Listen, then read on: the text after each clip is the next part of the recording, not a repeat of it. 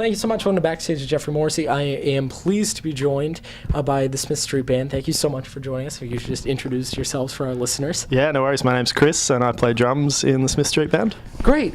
And then awesome set. And the last time I saw you guys, it was when you opened for Frank Turner, which was 2 years ago tomorrow, and that was the first time I did an interview. Wow, really? With Frank before the show. So yeah, right, cool. Yeah, that would be right. And I think it was snowing and freezing cold that year, maybe. To say the least, yes. Yeah. That was a very cold year. I do remember that. That was probably one of my first experiences with snow ever. Really? Yeah.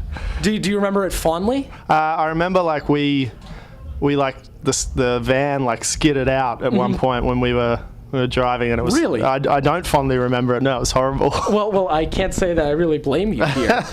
So I never realized this. 81 dates. That is incredible. Oh no, it's okay. Don't worry. 81 dates. That is. I could not even imagine. And so I'm. Did you count them all? Is it actually 81? I think that the name's blanking. The lead singer said it during Will. the thing. Will, yep. yeah. Yep. It was like 8, and it's insane. So I'm assuming this will be the last Throw Me in the River tour. Yeah, I guess. Well, sort of. We're still. I don't know. We don't really tour off an album as such. We don't have a touring cycle. We just tour. As you should. Yeah. So we're. I guess it's getting to the end. Yeah. Mm-hmm. We're gonna do a couple of things next year. We'll probably we are coming back to the US in March to do a headline tour, which is getting announced really soon. And we've got a festival, a touring festival in Australia, and we'll probably do Europe once more mid next year.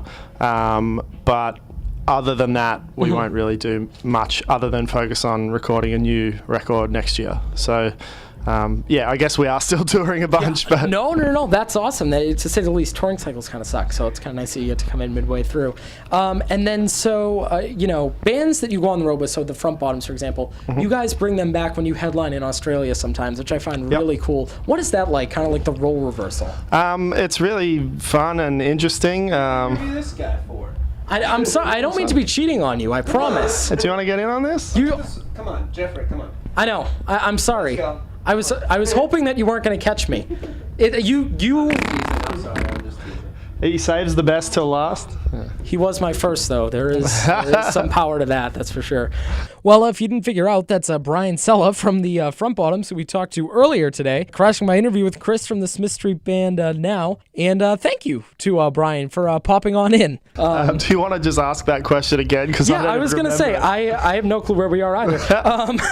Yes, okay, so you guys took the Front Bottoms on tour in Australia. Yep. What is that like? Because, they kind of introduced you guys here, you introduced them there. It must be pretty cool. Yeah, it's really interesting to see.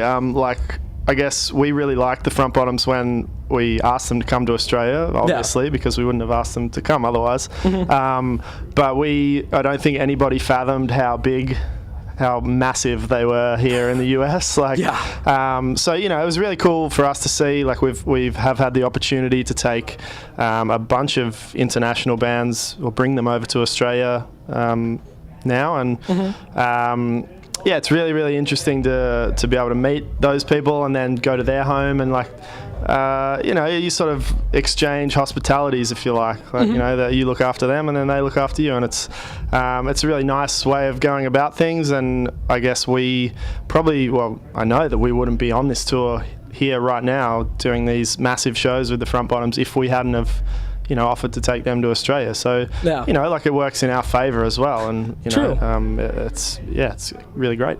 That's awesome. And then obviously Australian music has always been around, but, Jim Wigmore, Courtney Barnett, DMAs, they're just starting to hit it here right now in America. And you guys too. Is there any reason why it's now that all of a sudden Americans are picking up on this?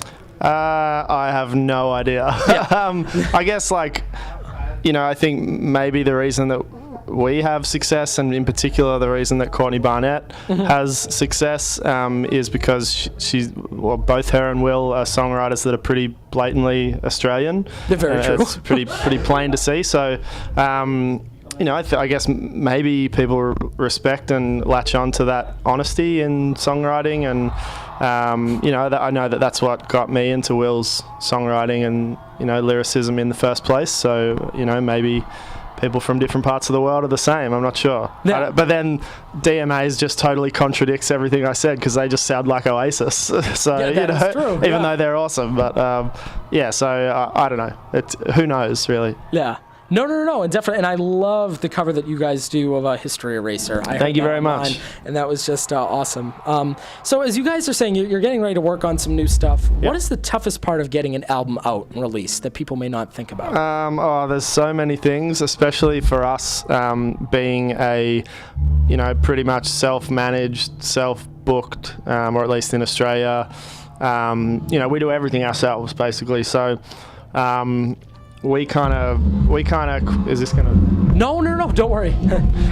We kind of have to coordinate everything, and we have 4 record labels around the world now. So, doing all of that ourselves it can be really arduous. But there's I think we all enjoy doing it. So, it's nice to have the record released and have people like it, and have. Knowing yourself that you put a lot of hard work into it, not just in the music but in the release of it as well. So there's so many things that go into it. Yeah, no. I mean, definitely. And so when you're writing this new album, we all have that one song that we wish we could have wrote. What do you think it would be for you? If we could give you one song, and it's a Smith Street Band song. Ever, yes. Everlong by the Foo Fighters. Oh, okay, that's the first food. It's always like the Beatles, and it's the safest choice ever, so I kind of like that it's something modern. Well, that's just my favorite song to play on drums. Yeah. So that's a selfish choice. Well, no, I mean, Dave Grohl's an awesome drummer and a singer. That he is. Get much better than that. So, who has your ear right now? Who are you guys listening to? We saw Manchester Orchestra play the other day. Oh, nice. Band from Atlanta, and I've been a fan of them for quite some time.